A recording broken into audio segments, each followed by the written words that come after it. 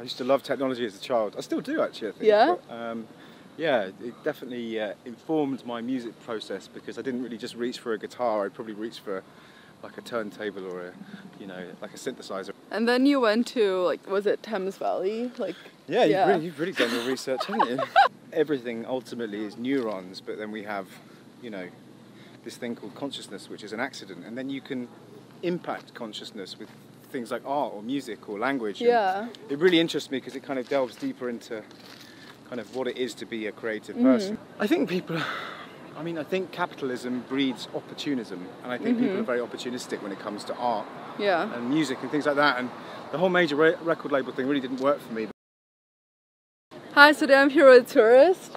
So I listened to your song Your Girl, like, oh my god, 5 years ago, back in 2012, and I just listened to it again like last night, and like all the memories just came back, and it just like this certain time of my life, but like good time of your life or a bad time of your life?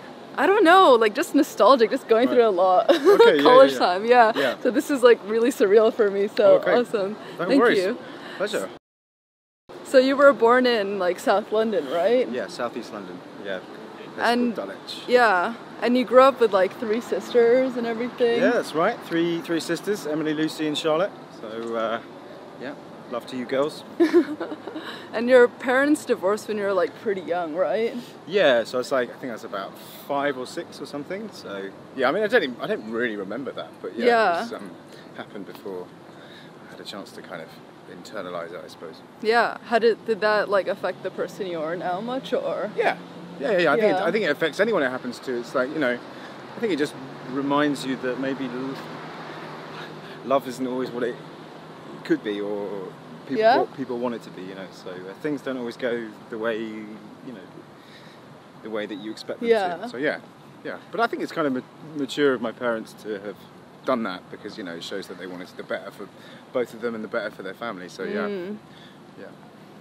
Would you say that you grew up like introverted?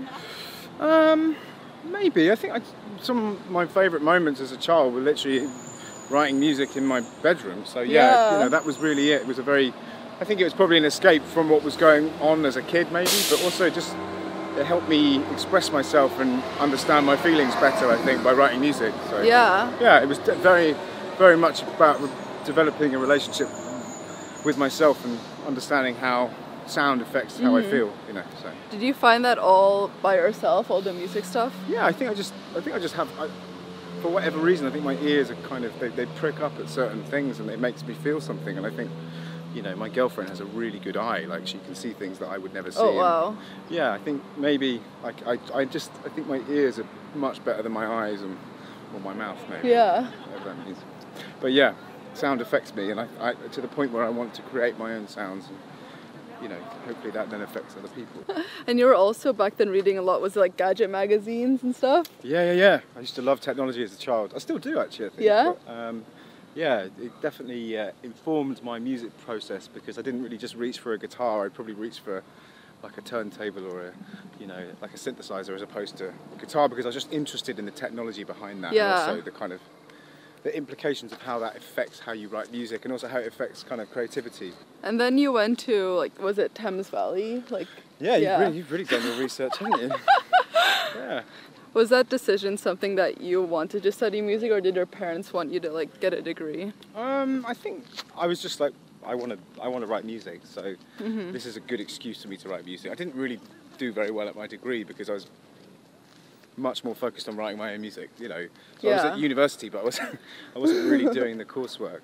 I was kind of doing, I was writing music in my halls or in my kind of dorm, as you'd call it here. Yeah.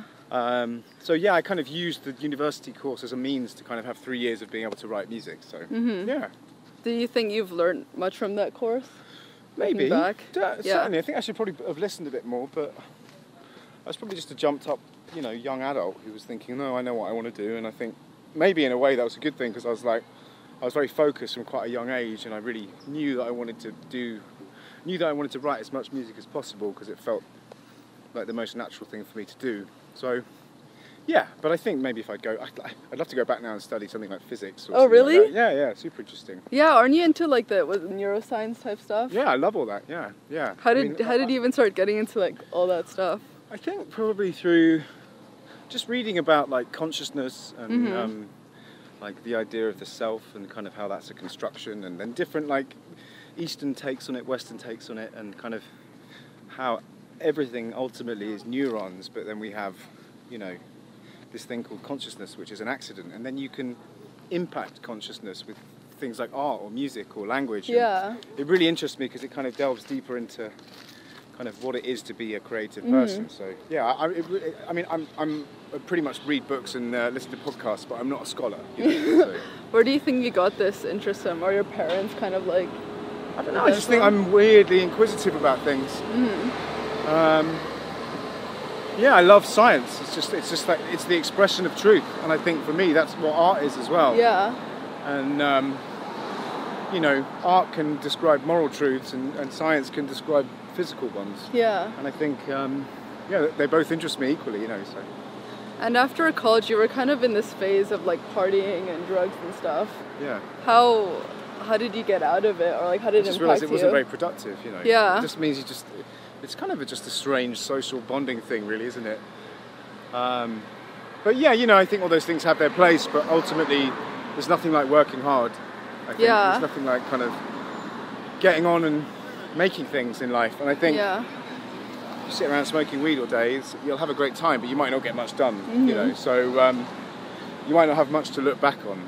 Yeah. You know, you might have memories, but you'll probably barely have memories because marijuana does that. But yeah, you know, it's like. Yeah, I think I like writing music a lot more than I do getting smashed. Yeah. It makes me feel a lot better. And was that the time after you graduated that you started working like other jobs like Apple Store and stuff? Yeah. Just like coffee shops. I worked in the Apple Store. I worked in, you know, like little music places and things like that. And just really, because I was like, okay, I can't really have a career because I have no formal qualifications that anyone would value in society. So I think I was like, right, I'll just do something that can tide me over and maybe help me write music. So.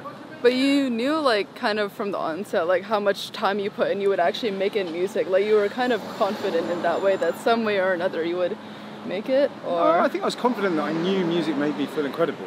So I think my real motive was watch out for this pole.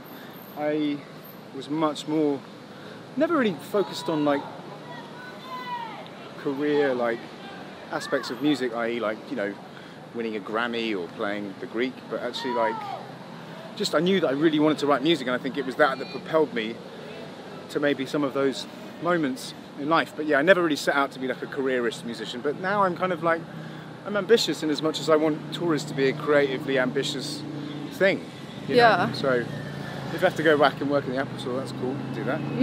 They probably don't let me, but actually, are there any disadvantages to winning a Grammy? Everyone comes out of the woodwork, and people you never normally talk to start talking to you again. Yeah. And then you realise that people are kind of shitty. Actually, I don't know. You know, there's no disadvantage. I'm not sure there's a huge advantage either, other than a few people are quite impressed by it. But ultimately, you know, it doesn't really matter that much. I don't look to my Grammy for like answers. It doesn't give me moral or creative advice. It's just a little medal. So it's a funny medal. How do you think you've grown as a person since you've started? I think I just grow as a person, and I think that informs me as a musician. My music persona is the same as my personal one. It's like an expression of who I am and how I think and how I hear things, I think. So yeah, I just think I change as a person. I try to read more books and drink less wine. Was it like in 2015 that you were like going through this phase that I think you said in a previous interview like record labels are like snakes or something? Did I? Yeah. Wow, that's kind of mean. Well, snakes are kind of important animals, but yeah, they're kind of scary, I think. Yeah. So yeah, no, I think that was probably 2013 and 14, but yeah, that was back then. What made you think that way? I think I think capitalism breeds opportunism, and I think people are very opportunistic when it comes to art and music and things like that. And the whole major record label thing really didn't work for me because I felt as though I think the fundamental change is that there is a real goal that they want you to fulfill, which is to be big and successful. And in a way, I just hated hearing those words because it made me resent them. Yeah. And there's nothing wrong with being big and successful, but there's something wrong with doing it in the wrong way, I think. And I think I just admire the artist who, much like Bonobo in a way, he's kind of done it in his own terms, and he's really just kept to his own path and managed to produce art that he believes in, and then it resonates with everyone else. But it's harder that way, but it's more rewarding. So I think that's my path now. You know, I'm more of an album a year guy, and you know, I don't care if I don't sell out big shows. I just care if I try and make music that speaks to me and speaks to people, really. Yeah. So. Last question: what do you want to be remembered for? Well, I don't know. Hopefully, I don't know. Maybe I made something that maybe touched a few people in their lives, and people I didn't know. You know. Yeah. I like the idea that you can almost make friends with people you don't know via art. Yeah, that's true. That and my wry wit. Yeah, I don't know. That, yeah. You know, you just want to be a good dude. Just want to be like a good person. I think every day I realise I'm a really increasingly worse person, so I try and get better. Oh no! No, I'm just saying, it's like the more you think about yourself.